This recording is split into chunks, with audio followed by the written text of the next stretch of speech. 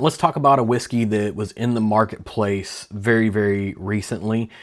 Coming to you from a brand that I really enjoy. I haven't had an opportunity to have them on the podcast proper yet, but I did get to sit in on a media event a month or two ago. I can't remember when it was, to talk about this exact setup. And they did it, well, not just kind of bury the lead. Let's hop into a tasting to talk about something that interesting that is happening in the whiskey marketplace, at least interesting to me and probably to some of you nerds.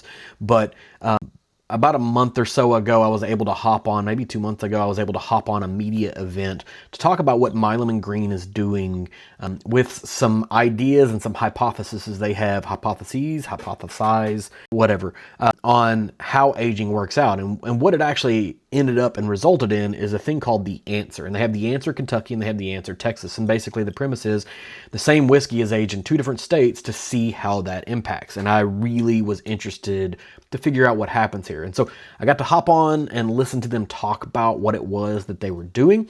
And they sent some media samples. So we want to talk about what it is that happened with specifically the Answer Kentucky first. Now, this particular bottle we tasted 3 different times in 3 different sets of glasswares to try to eliminate any environmental influence. This is at 108.3 proof.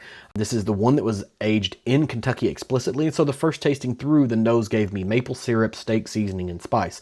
The palate was a spiced apple, crispy caramel, honey.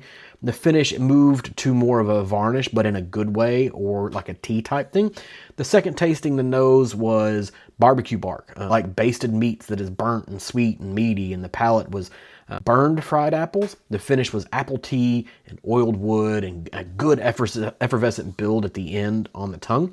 The third tasting, the nose was thick syrup and rickhouse. The palate was a burned sugar flavor, and the finish was heavy tea and a little bit of ethanol on the finish, maybe some almond or some other type of nut. Really interesting to see what they did with this, and hopefully in the next video we'll talk about what they did with the Texas version.